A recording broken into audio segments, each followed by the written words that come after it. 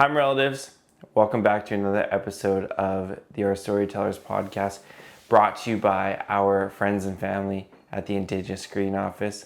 Shout out to the ISO for helping us bring these podcasts to life. They're an amazing partner. If you're an Indigenous screen creative, I highly recommend you check them out. They got lots of grants, lots of opportunities, but they're also just great people to know. So shout out to them. Because of them, we were able to invite today's guest on the Our Storytellers podcast, Dehlia Nahanee. Dehlia is from the Nisga'a Nation, up north from the Squamish Nation, and married into the Nahanee family. She actually shares the story of falling in love with her husband Latash and falling in love with the Nahanee family as well too. But this is one of my favorite conversations of the whole Squamish Nation podcast series, just because I feel like I learned so much about the Nisga'a Nation, and it was interesting to hear her compare and contrast the two nations and their strengths and their opportunities. So without further ado, please welcome to the Our Storytellers podcast, Dehlia Nahanee. Hello, my relatives. How are you? Here at Our Storytellers, we care about your spiritual, mental, emotional, and physical well-being, which is why we want to inform you that this podcast discusses topics that may cause trauma to listeners and viewers. These subjects include mentions of Indian residential schools, assimilation, ongoing harm, colonial impacts, and much more. Our Storytellers recognizes the need to minimize risks associated with traumatic subject matter.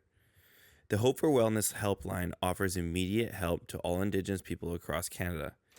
It is available 24 hours a day, 7 days a week, to offer immediate support and crisis intervention. Services are available in English and French, and in Nisga'a, Anishinaabe and Inuktitut upon request. If you or someone you know are experiencing any harm, no matter how big or small it's perceived to be, you can call the toll-free helpline at 1-855-242-3310 or connect to the online chat at www.hopeforwellness.ca. Kinanaskaman, I'm grateful for you. Your ancestors are always with you. All my relations, Riel. Dehlia, thanks so much for coming on the Our Storytellers podcast. To traditionally introduce myself, my name is Riel.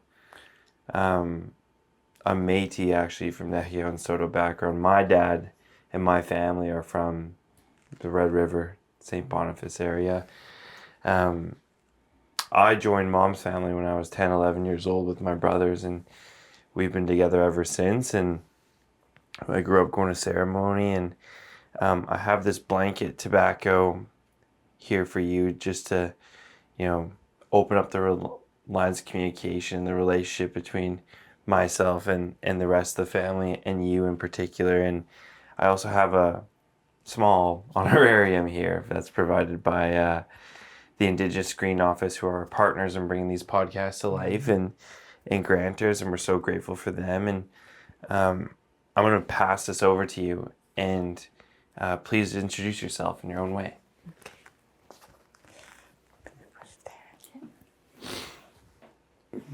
I've been told the proper way to do it is to put it in front of the person, and then when they choose to accept it, they will lift it up. Yeah. Thank you.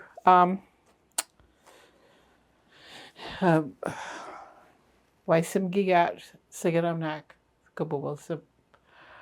My ancestral name is Dalgamha, which means speaking to the air.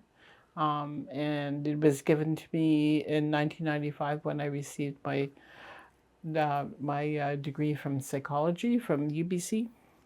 And it means counselor, and it also means counselor. It means advisor.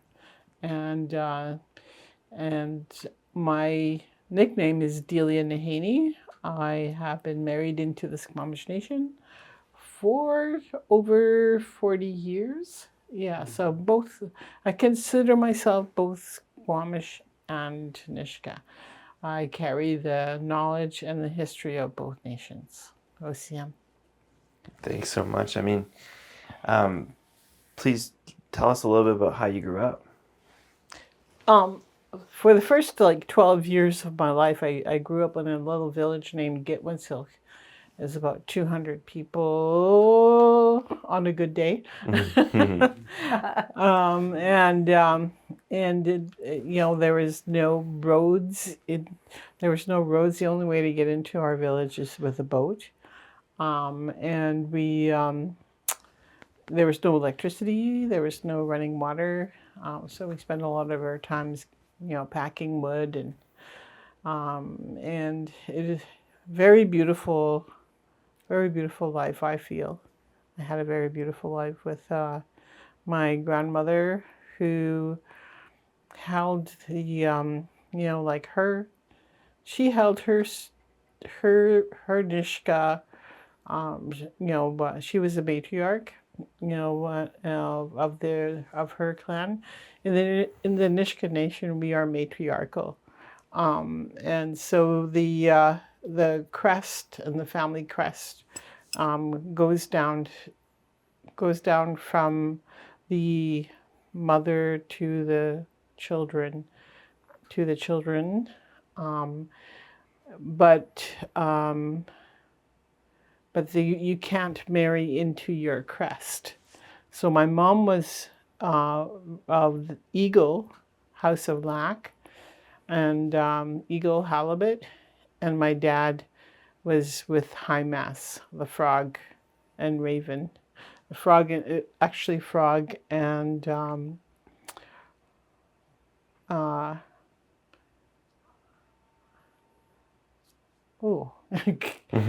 see it, but it's just not coming to me. It's got 5 legs. It's a little fish that's by the beach there. 5 legs. It's not crabs. No, Starfish. Starfish, yeah. So their crest is starfish and frog, and so my father was actually High Mass, and it's a matrilineal heritage, but you cannot marry within your clan. Yeah, so you can't. An eagle cannot marry another eagle. So my dad married my mom. My dad was frog. My mom was eagle, and it goes down through my mom. But the father's side, has a really interesting part to play. They are the caregivers of the children. So from the moment you're born to the moment you die, your Wilsuwit will take care of you. They're called your Wilsuwit, your father's side of the family. So the Frog clan, especially the High Mass clan, they are responsible for every part of my life. So whenever something big happens, the House of High Mass must be involved at every part. They make my regalia. They feed me my first salmon. They feed me my first oligans, all when I got married, they made my wedding dress. They did the cake. They took care of everything. When I graduated, they bestowed the name on me. My uncle, Charlie Swanson, was the one that gave me this name. Well, it was actually at a feast in our clan, but he's the one that came up with the name, and because of my degree, he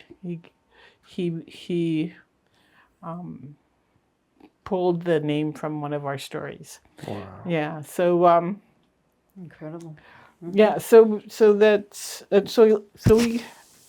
I grew up with all this. My grandmother was actually a Salvation Army officer too. She was a Salvation Army officer, and she was, like a walking encyclopedia of Nisga'a knowledge and songs and stories. And she taught my dad. She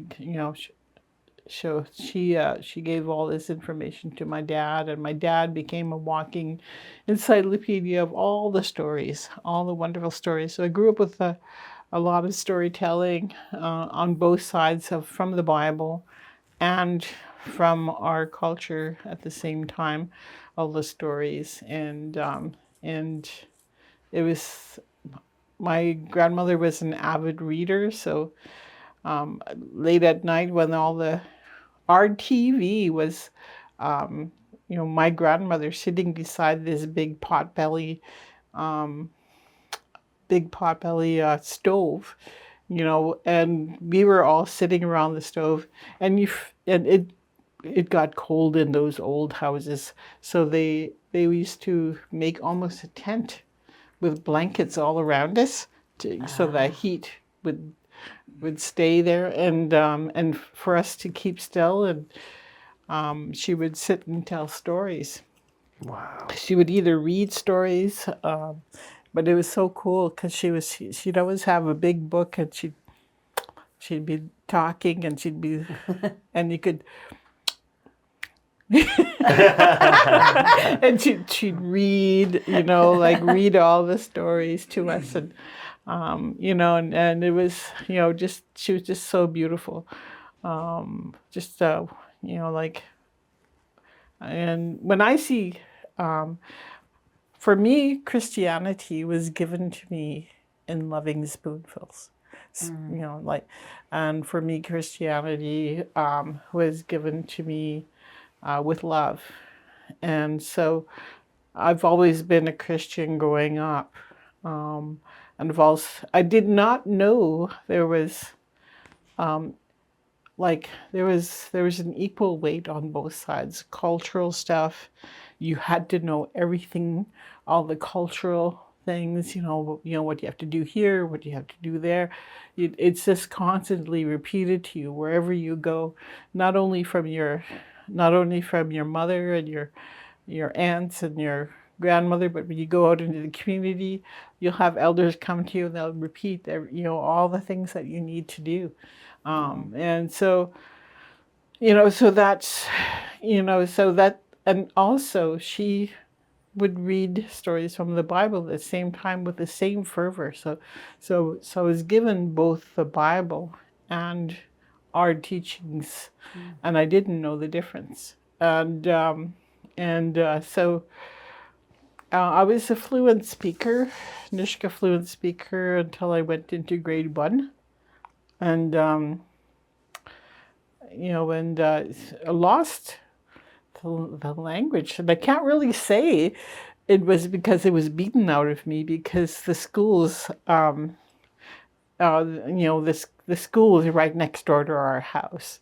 And it was run by Salvation Army officers, and all the Salvation Army officers were friends with my grandmother. So I didn't get spanked or or anything, and so I can't say that my language was beaten out of me, but it just disappeared, and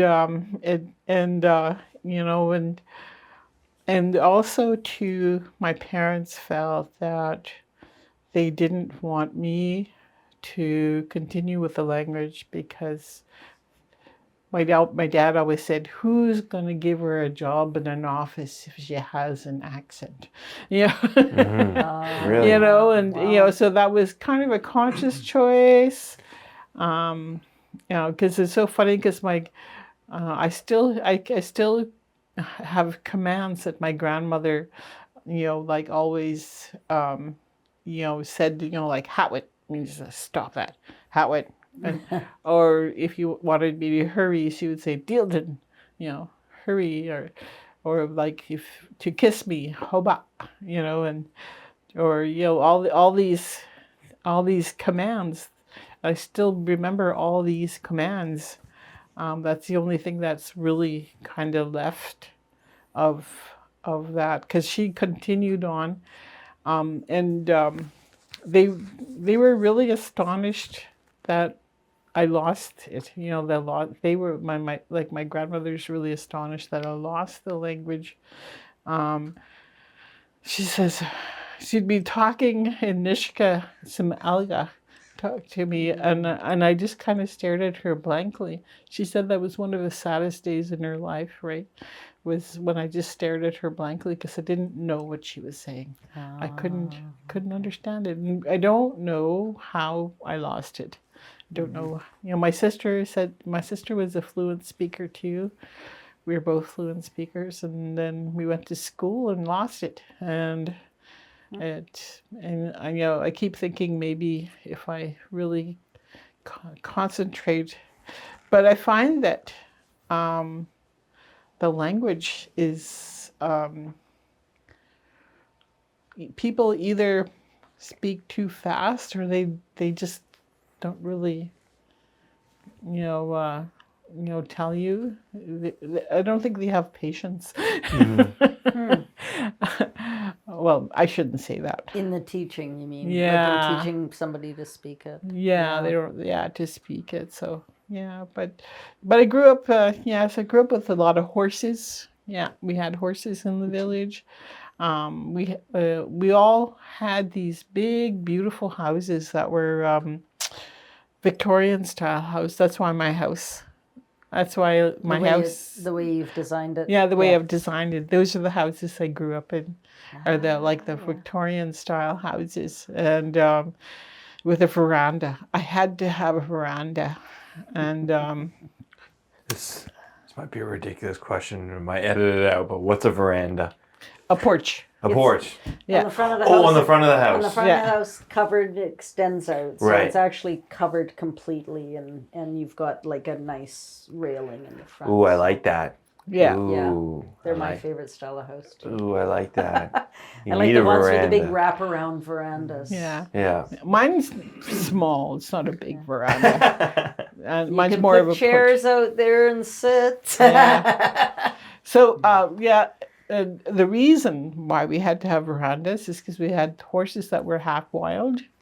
You know, they would come into the village and we would use them to go get wood, but they would only be, you couldn't really ride them except for my one crazy cousin, Clyde. But he would ride them. But the horses would do this thing. You could hear them. You could feel it in the ground. The horses are stampeding, so the closest house you were playing at, you had to run, and you had to jump on the veranda, To keep away from the horses. Yeah, otherwise you would get trampled. Oh, yeah. wow. Yeah, Wow. so they would Really? come through like, and then you would just stand there and wait for all the horses to go, and then once the horses were gone, then you could go play again. But it was really cool because the horses kept down the burrs and the singing nettles. Once the last horse was killed, the whole village was like full of burrs. Really? Burrs and stinging nettles, and so it's. What made the horses go? Oh, people were just. At one time, we needed them in the winter to pull sleighs, and but now people had what are those ATVs, quads. ATVs, Oh, quads. yeah, okay. Yeah, so they got replaced by machinery, and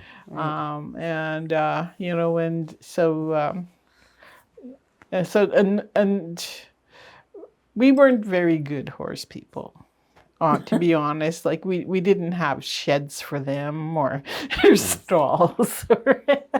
Yeah. We just let them run free and crazy. We only corralled them when we needed them to bring wood down, and okay. and to pull the sleighs in the winter and stuff like that. And but they lived wildly, and they were They were claimed, like each horse was claimed by a house. Like our horse's name was Ginger, and she would just kind of hang out outside our house.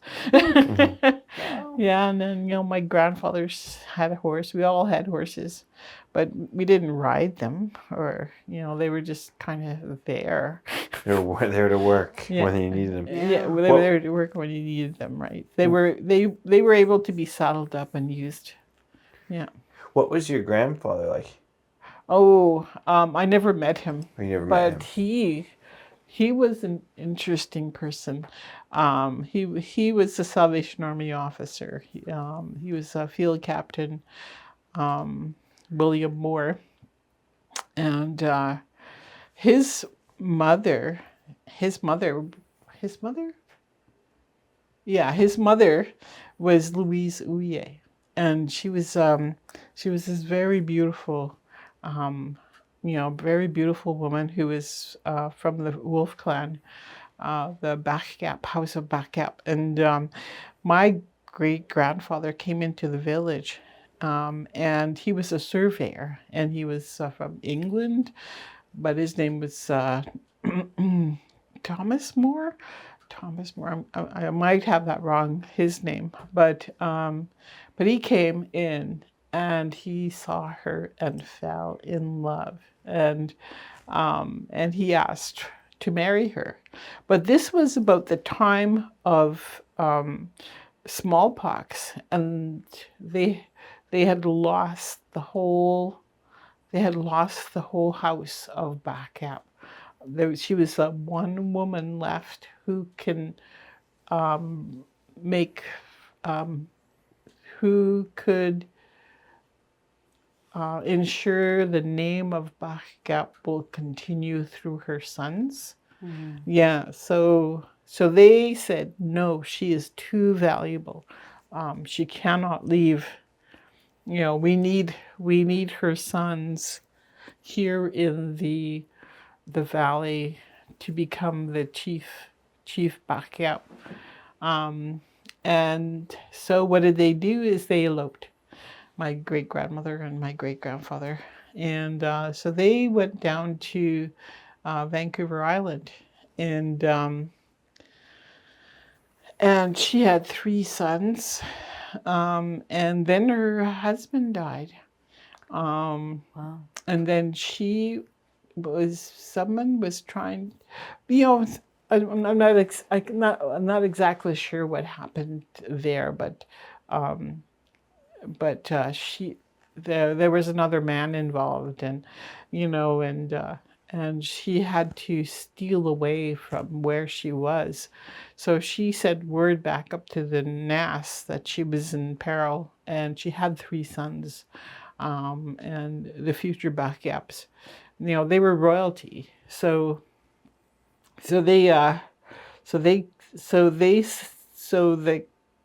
Nisga'a sent down a brigade of canoes, and they went all the way down to New Westminster, and they bought a canoe, and they came right back up to where, I'm not exactly sure on Vancouver Island where she was, but they filled the canoe they bought with all her stuff, all the children's stuff and everything, and they told her just to get into another canoe, and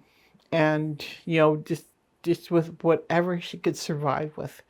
And the only thing that she really wanted to keep was her sewing machine, because they didn't have sewing machines up in the Nass, so they flipped that boat over, the canoe.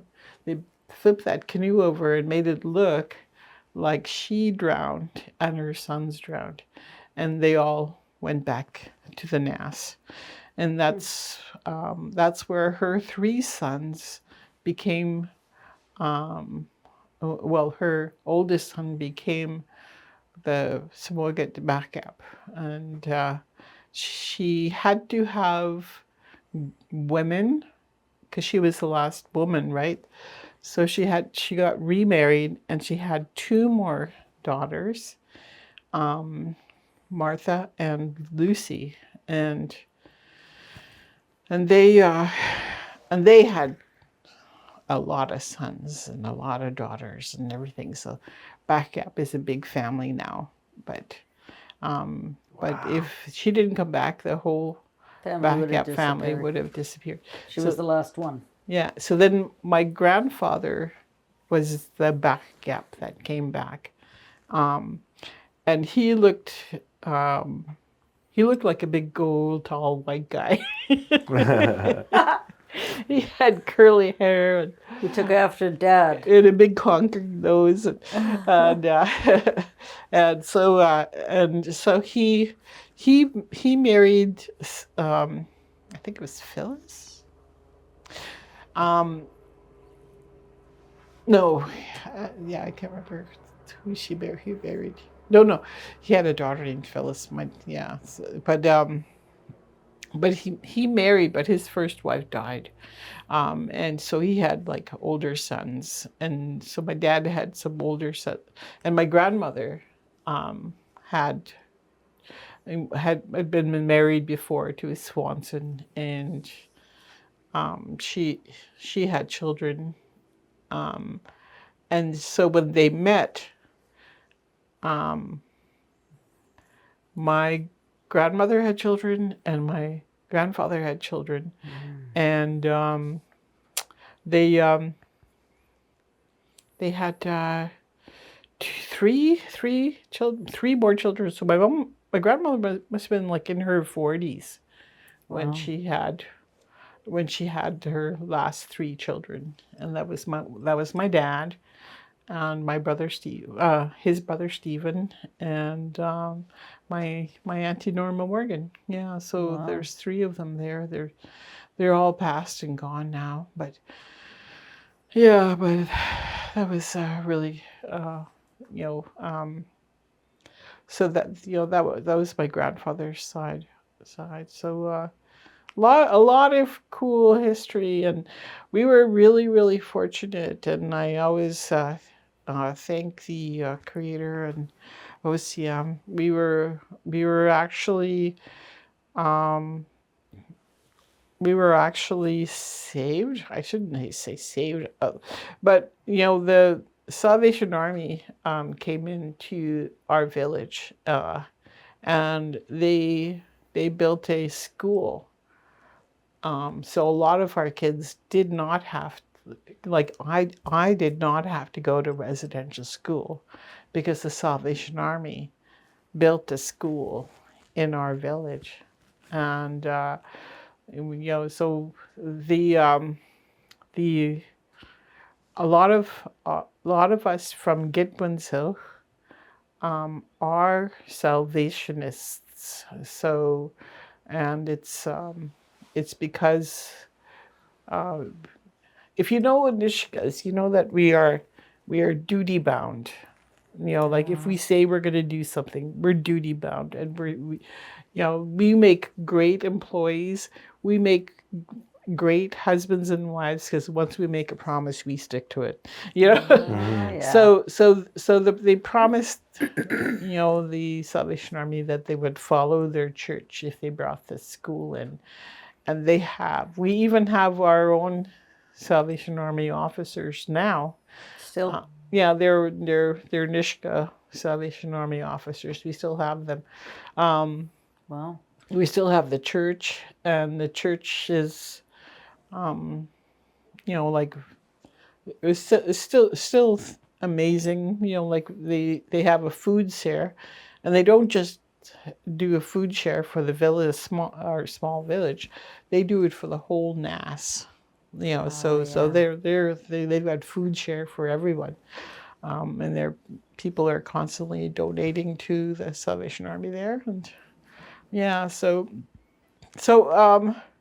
I don't say it too often because I know a lot of people have been very hurt by Christianity, in the name of Christianity, have been very hurt. And I was just very lucky to have been given it, like A different experience. in a loving way, right? Yeah. So all I've known is this loving way of Christianity and of tradition, both of which I grew up with in a very strong way. Yeah. Hey, my relatives, super quick pause in this episode of Our Storytellers just to let you know that this podcast is brought to you by our partners at the Indigenous Screen Office. The Indigenous Screen Office supports Indigenous narrative sovereignty through storytelling on screen. They provide grants to small podcasts like us to support our growth and to support the guests that we can have come on. Big thanks to them. Please check them out on Instagram. Please check out their website. You never know, there might be an opportunity for you on there, especially if you're creating content. Get out there and check them out. Thank you so much to our partners at the Indigenous Screen Office. Back to the podcast. What was the Salvation Army back in the day? Because when people tell me this, when I think of the Salvation Army, I'm thinking thrift stores right now. It's a religion. It's religion. Yeah. It is Christian-based religion, Yeah. and it started off initially as faith-based, service-based. Okay. But it's like an active service-based Christian movement, and I think it came along with the army. A lot of them served as army chaplains in many of the wars and military bases. It started in England, and William Booth was the founder. And with the Protestant religion back then, you had to be rich to be a Christian. Like in the 1800s or whatever, around there. I'm not exactly sure when the Salvation Army came about, but you had to pay for your pew in the church. Right. So a lot of the people who were poor could not access religion. So Salvation Army, they are actually an army. They have, like, for many years I was a cadet. So they have lieutenants, they have majors, they have brigadiers. So you go up the line. My grandmother was a captain, and my grandfather was a captain. My grandmother served for 50 years, and she got the Order of the Founder, and she was the 10th person in the world to receive it, and the 3rd person in Canada to receive that Order of the Founder. I'm not sure if she's the First Nations person, but pretty darn close. Yeah. And so she served for until she died, because it kept her children from going into residential school. So Being shipped out. yeah, exactly. So they so the Salvation Army is we have citadels and churches, and we sing. It's very very a lot of singing. And that's the church that you guys were married in Yeah. as well. Yeah. I remember I was one of the wedding party. Really? I made my first trip up to the north. I'd never been that far north. We came up and got there in like the middle of the night. It was quite the adventure and experience. We brought the camera guy with us. Another time I brought the camera guy. Oh yeah. Right, because Andrew took all those pictures. Oh yeah. Andrew passed away a few years ago. Oh my goodness, I'm so sorry. Yeah, he was young. He got cancer. He was working as an engineer for the train. But Oh my goodness. interesting that when I thought about that, there were 3 people that or 2 others that I came up with. So, and he was one of them. Yeah. So what I was very like bright as a student. Always got straight A's. Always had my work done. Like everything. And so it was almost like a community hope that I would go to university. So and it's even like, I remember, helping my mom with something, and she goes, "Oh, you'll never need that. You're going to be going to university." I think she just didn't want to teach me, and I think I was really bad at it. You'll never need to do that, my girl. Yeah. So I was trying to, what they call chow is when you take the salmon and you just cut the most perfect, beautiful little slices of fish, and you have this fish, and it's called gayuks. Then you smoke it, and it becomes like a jerky. And so you just cut all these little thin stripes of gayuks off the fish, and then you score the rest of what's left, and it becomes gel. It is all amazing. It all tastes like just so great. And I remember, like, Sounds fantastic. I remember wanting so bad to chow, and then Mom was like, "Oh, you'll never need that. You're going to college. You're going to university." Yeah. So if they only so knew what we do in university today. so I never really learned. Ah. My sister, on the other hand, this is her job. You could actually see her on APTN. They have her. She runs a smokehouse. Yeah. That's incredible. Yeah, and she does she loves it. She just loves working on the salmon and stuff like that. Oh, fantastic. So you guys always have fish. What was your mom like? My mom. Oh yeah, my mom. She was just going along with things, I think my grandmother and my dad, were very high energy, and my mom was like this very shy 16-year-old when she married my dad, and she, she was having children all the time, and very hardworking, but she kept in the. She avoided limelight. She didn't even want her picture taken. It was so hard for us to get a picture of her. Wow. And she would rather be sitting in the smokehouse, and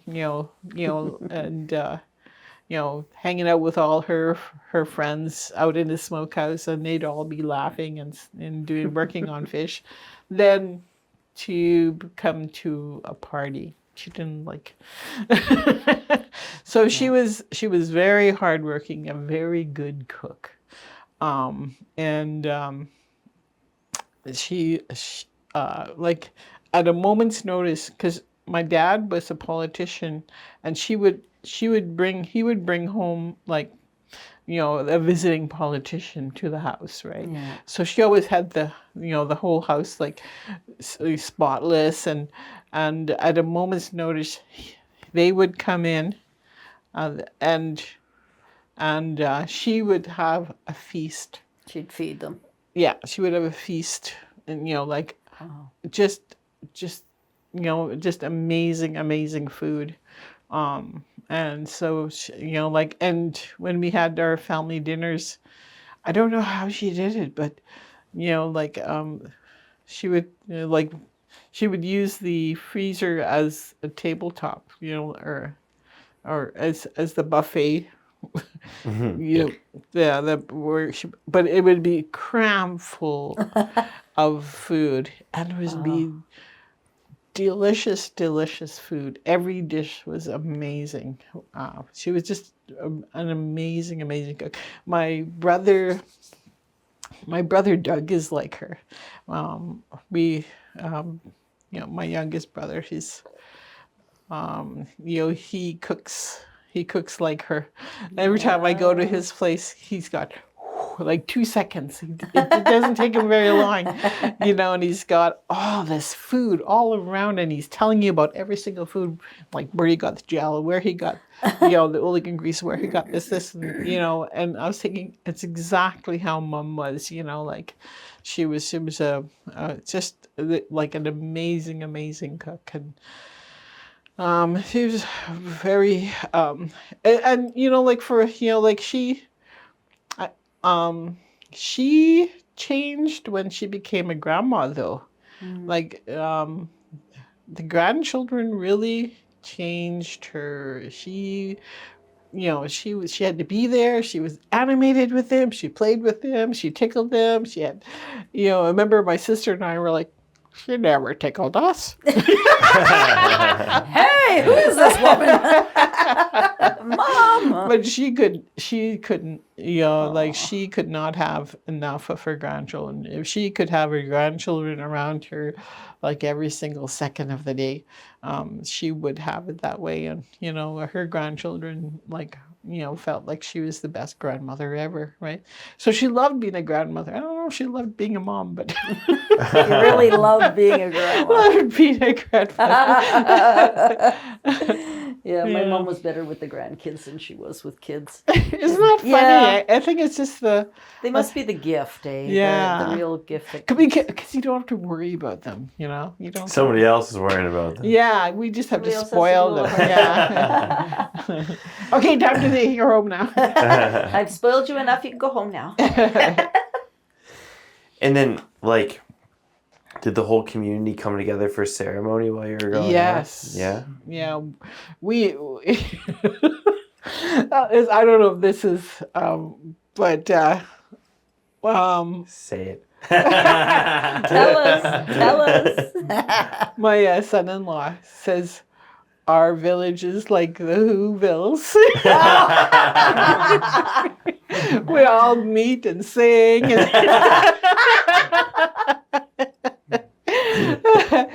And yeah, I could go on and on about my village. It's a very, very, very beautiful place. Very beautiful place. And I brought my children home as much as I could to experience it.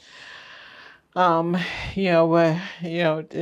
to be part of the but they're all just very, very beautiful people in the Nass, very wonderful, caring, very caring people, and Very their welcoming. whole system is built around the child, there's your aunts, and your uncle, and everybody there's a system in place that every child is looked after, and every child is taken care of. And my mom, she would take in these kids, like if there were, if they weren't being taken care of by their mom, she would take them in, and she would comb out their hair and feed them, and stuff like it's very, very, Very nurturing.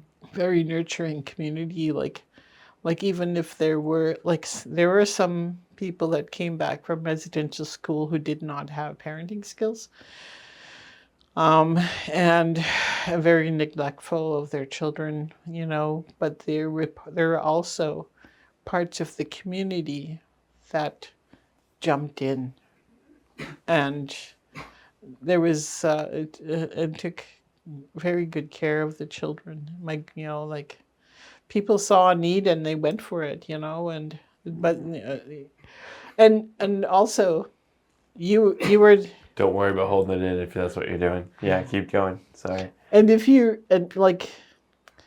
I went to the village, if I went through a village and I did something naughty, and so down the road, who's not related to me at all, stopped and scolded me for doing something, and one time I thought, you can't say that to me. You're not my dad. And I just went running home because my dad's going to get so mad at you, And then, so I went and I told my dad, and then my dad grabbed a gift and he took me by the hand, and he went to the person that had scolded me and handed him the gift and said, thank you for saving my daughter's life. Wow. Yeah. So I learned then that that there are eyes everywhere. I'm being surveilled in the community. I'm being watched. I couldn't be a bad kid because I got in trouble where got in trouble.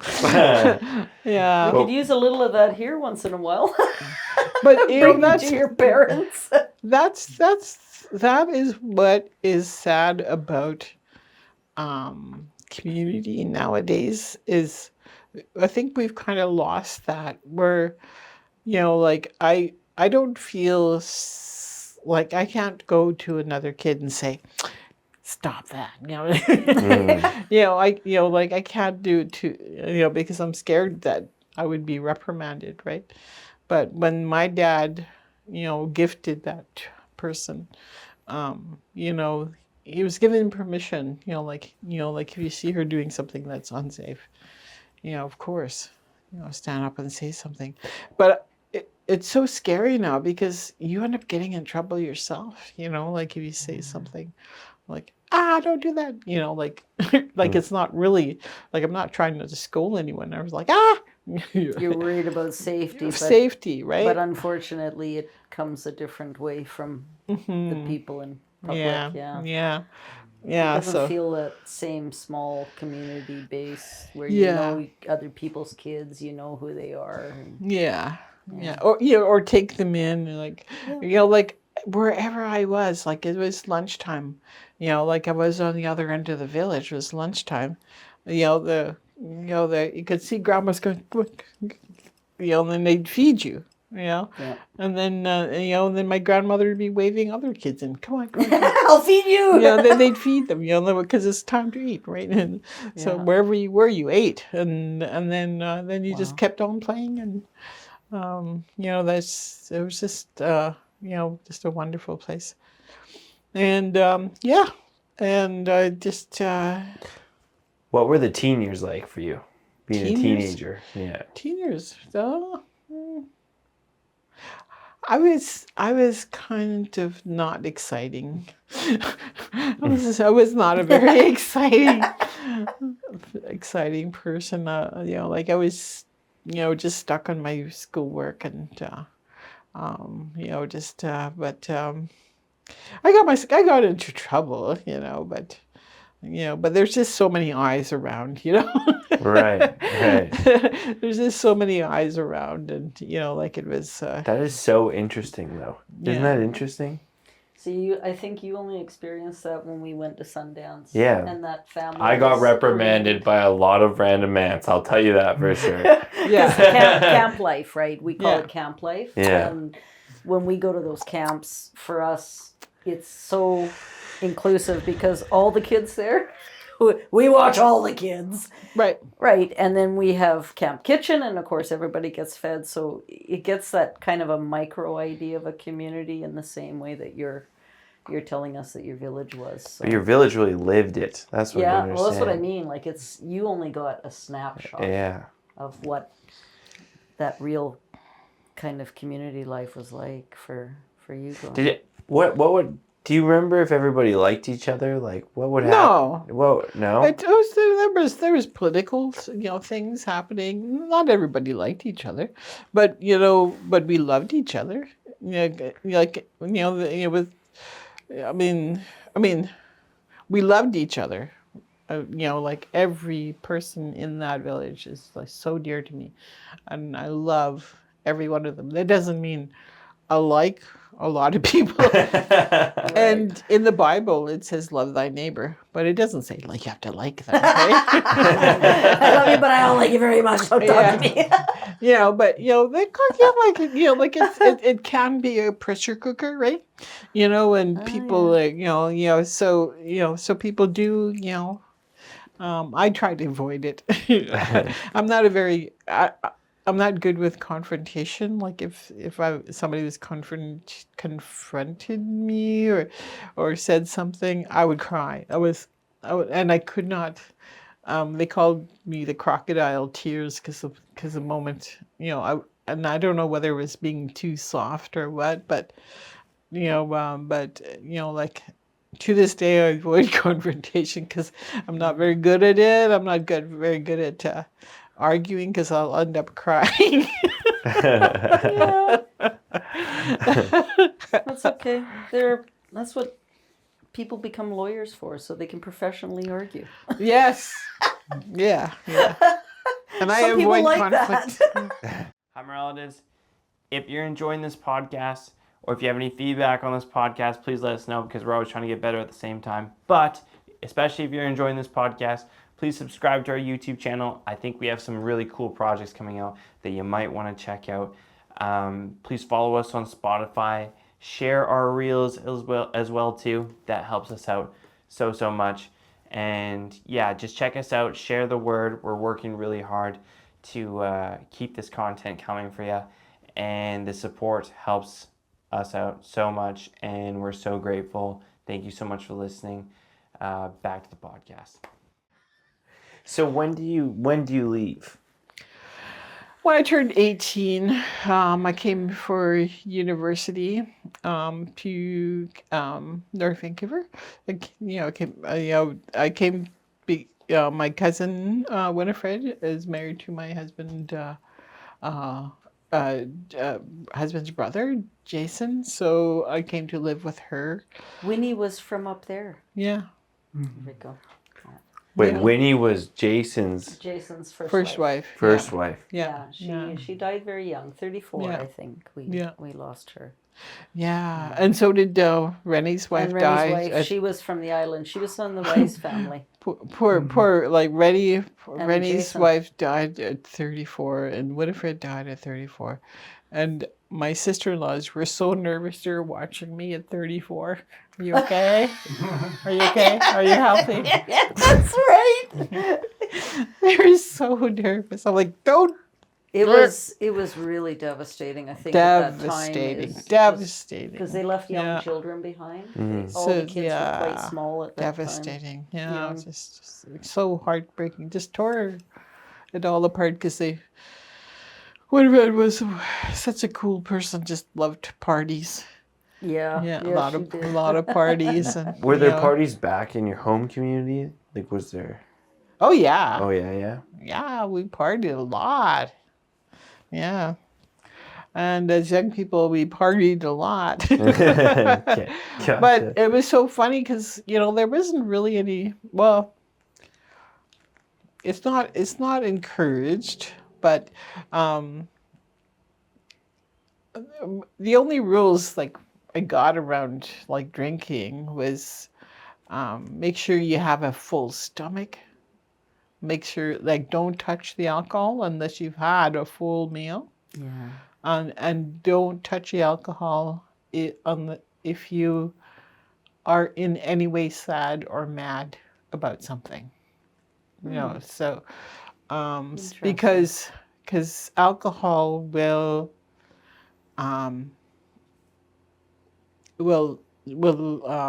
it's like an amplifier of whatever you're feeling. Mm-hmm.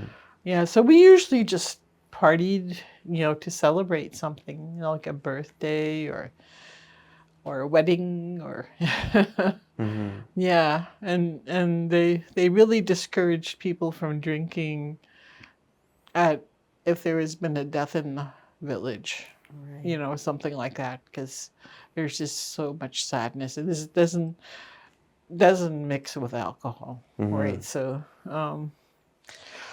Interesting. yeah. Anyway, so you moved down here with Winnie and Jason. And it's so funny because I, like my full intention was to get my degree, get back home. But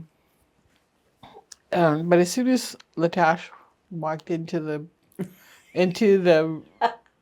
room, something in my head said, "This is who you're going to marry." And I'm like, Huh? it was like clear as day, right? Really? And it was That's so cool. and so I'm like, and I avoided him for a year, I think. It's like That's funny. Uh-oh, gotta go. Can see you running out the back door. But he was very persistent, and and it's so funny. Like He's a Nahanee. Of course, he's persistent. Yeah, and it just So What was your guys' first date? our first date. Yeah. I think it was one of the. It was really funny because Native people, like when we go on dates, we go like as a group. In packs. They dated in packs. My first date was actually like a Valentine's Day thing, and the whole Nahanee family went to a brunch at I think it was at what is that that The Tomahawk? no it was the hotel Bayshore. Bayshore. Is it Bayshore? The Bayshore. They had a whole. I just say that because I think that used to be a place that we would go a lot, right? Yeah. Yeah, it was a lot of family things were done there. Yeah. And I thought, this is cool. And that's where I fell in love with the Nahanee family, along with Latash. And so that was one of our first dates, because he said, you want to come with me to this? I'm like, yeah, sure. The next thing you know, the whole family was there. It's like, and I was so nervous because I'm not a fancy, like wasn't this, I came here as a student, so I didn't have very much money anyway. So I never really went to a fancy restaurant, and so I was like, whoa. I was so scared I was going to do something wrong in front of everybody, and but everybody was so much fun, and we had so much fun. We just ended up talking and laughing for forever, it seemed, and I just really miss those brunches we used to have. We used to go have lots for of parties too, Yeah, like house yeah, parties. The families yeah. would get together for lots of potlucks and lots of so that gave events, me right? that just gave me a really secure feeling, that I'm coming from a place that is like a cocoon, and then coming to a family that was very close here in in the North Vancouver. And as the years went on, I just realized that I fell in love with another community.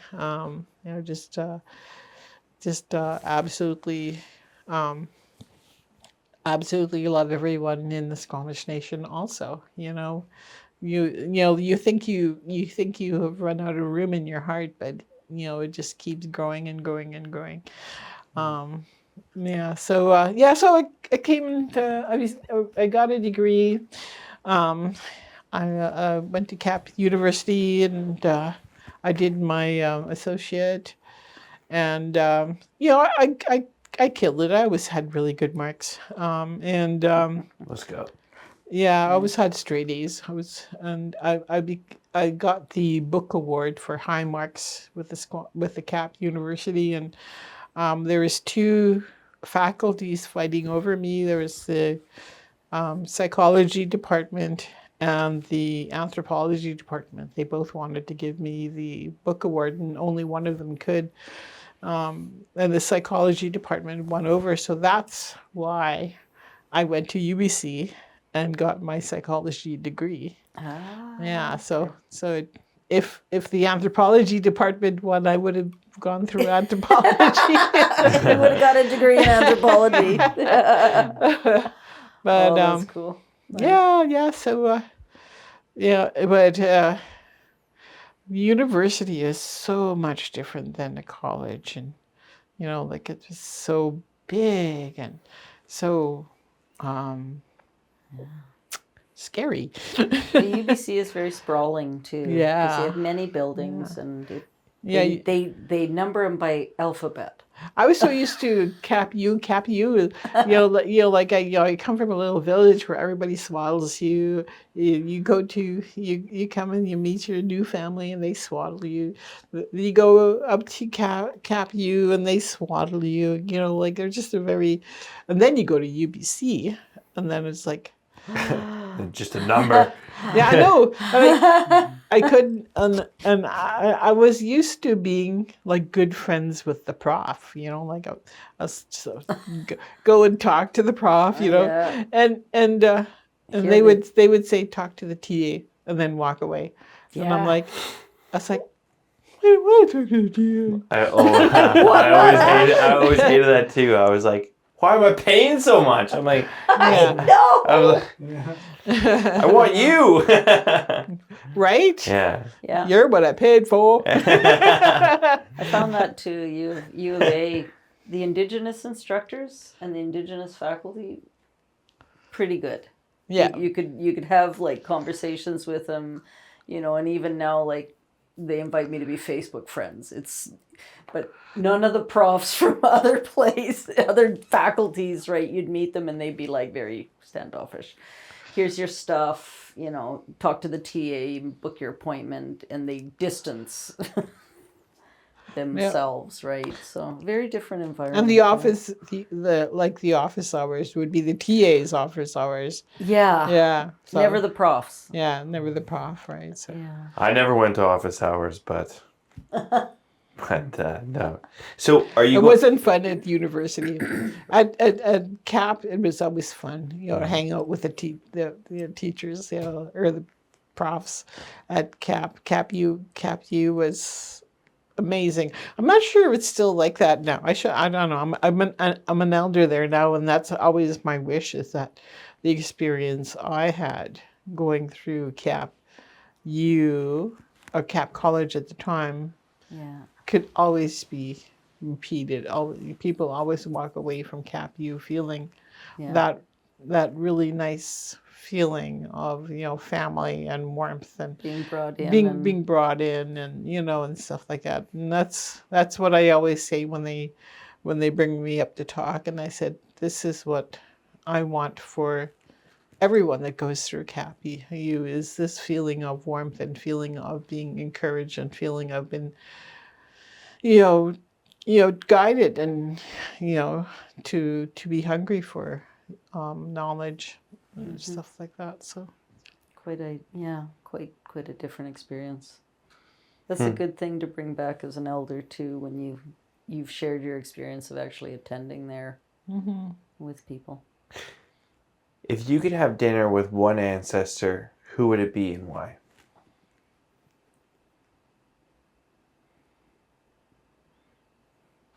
I think it would be my grandfather, because I never got to know him, and I was always so curious. I wanted to know the whole story of him, getting in that canoe, and traveling back up to the Nass. What was that like? And why did he become a Salvation Army officer? What was that about? Well, what was his calling? You need a calling to be like a spiritual person, and well, you should be called. Yeah. And so I've always been so curious about my grandfather, my dad's dad, and there was somebody did come into the village and take a video of him, so I did get to see. Really? See him, and he had his uniform on. Wow. And it's so cute because he's speaking Somaliac. So he's got his uniform on and he's speaking Nisga'a, and I'm looking at him like, oh, Yet was our language. Yeah, it's so good to meet you. So good to see that. That video of him. even though it's just a little bit of who he was, because for some reason my dad never talked about him. My grandmother, my aunt never really talked to him. My grandmother never really talked about him, so never really had that conversation about him. And the only person that did say anything about him was my mom, actually, and she was scared of him because he would grab at her ankles with his cane. Oh, turn it around, get her attention. Yeah, or but elders did that back then. They would hit your shin with their cane if you came too close to them. But, maybe. Whack you. Like an aggressive kitty. Yeah. Maybe because kids run around so much, Oh, and they don't want them to be. like the way I feel like now, like if some kid bumped my leg, I would. So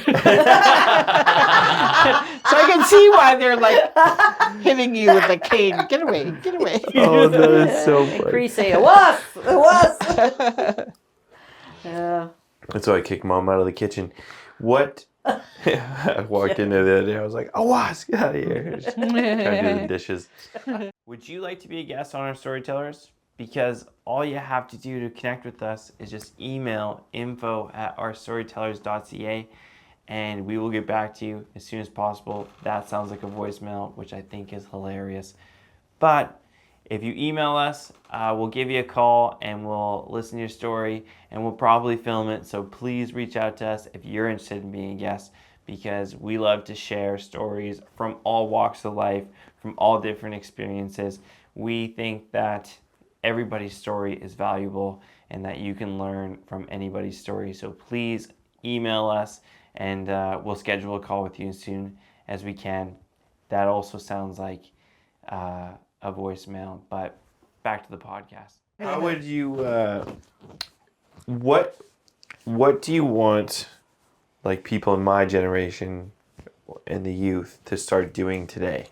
Today? Oh,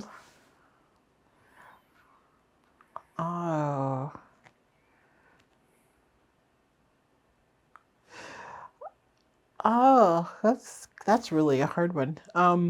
I would say there's this beautiful word within the Squamish language, and it's called Chénchenstway, and it comes from the canoe, the teachings of the canoe, and and when you're in the canoe, and you're like paddling, you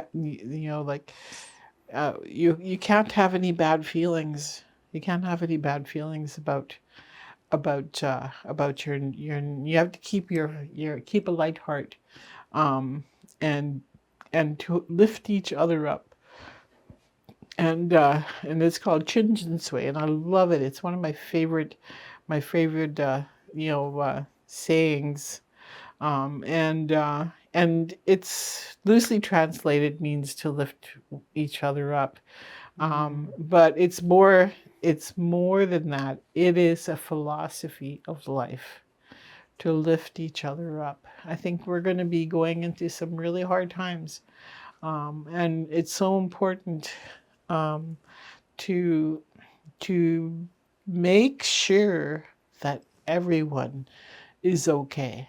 Like, there are some people who've had education, who've had, good, who have good jobs and stuff like that. These are the strong paddlers, but lift up the next person and help them to be a strong paddler. So that's what I would ask for youth, is to think of Chénchenstway, and it's the opposite of lateral violence. And I think about growing up, and I think about going through university, and all the things through my life would have been so much easier if I didn't take anything so serious, and and look and close my mouth, and just be there to lift somebody up rather than tear them down. To be opposite of saying, "Oh, that person did that," or that person did that. Stomp on that person, but find a way of lifting people up, and if not, don't say anything. And I think we're going to really need each other in the coming years. Like what is happening in the United States is just the tip of the iceberg. I see. They're hiding something. Why they are letting a crazy man like Trump rule the country that way? They're letting him because they're hiding something more ugly, I think. So we're all distracted by Trump, and we're all distracted by, like, we can point at him and say he's the evil person. Well, the rest of them are behind doing Yeah. nasty things. Yeah. So I think we're going to have to learn. This is how our ancestors survived the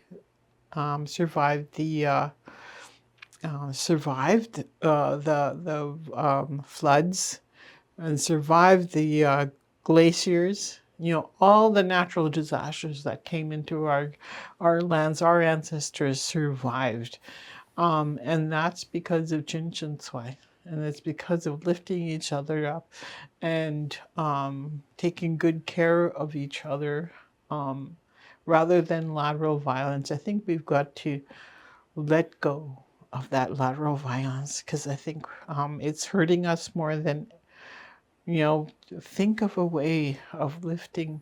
If you lift one person up in the community, if you lift one individual up, you are lifting up the community, because the whole community gets lifted up. We are not meant to travel. We are not meant to travel this world alone.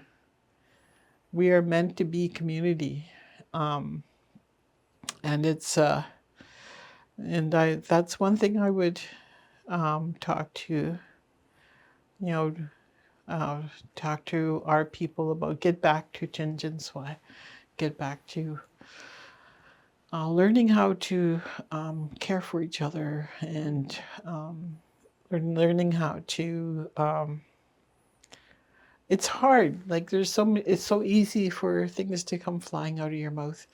It's so easy to, say something about another person or another nation, or about Trump, and so easy, and but the training is how to be the opposite of that. Chénchenstway, to be the opposite of lateral violence. And that's the training that that is easier said than done, because I work on it on a day-to-day as an elder, and I still see myself, and I look through my day. I'm like, nope, you didn't do it there. Nope, you didn't do it there. So you still, to a day-to-day, it's still something you have to work on a day-to-day basis. And I hope that's my hope. We brought it to Capilano University. They have it. They have it as part of their philosophy now. Let's make it our own philosophy. I know it's hard. We have so much issues to work through as a nation, and I think it's worth a try. I think it's worth a try. Just try to work a little kindness. I know somebody asked me once that, well, how can you get along with those people, or that person, or whatever, And I said, kindness. That's it. Simple. Just be kind, and get to work in the downtown east side, and kindness went a long way. With people who are suffering and people who are hurting, and who have taken on the drugs and alcohol, and as a solution to their pain. No one talked to them about Chénchenstway. No one talked to them about kindness. Nobody showed them, the security of what it feels like to be secure. So they only have drugs and alcohol, and they're left vulnerable. So it's so I think in order to turn around what's happening, we have to really jump on this canoe and stroke together and do Chénchenstway. Would you like to dedicate this podcast to anyone? Oh, I might cry. I just I would like to dedicate it to all my ancestors. My aunts and my uncles, my dad and my mom and my grandmother, and all the wonderful chiefs. When I came here to North Vancouver, who also welcomed me. Lois Goss and Simon Baker, and and then the whole darn Nahanee family, and how just they all very warm. I didn't feel like I wasn't home. I always felt at home here as in my own village, and so just dedicated to all those wonderful people who came forward with Chénchenstway as soon as I came here, and just in their hearts, and yeah. Same. Yeah. Awesome. Yeah. Thank you so much for coming on the Yes, yeah. Storytellers podcast. Yeah.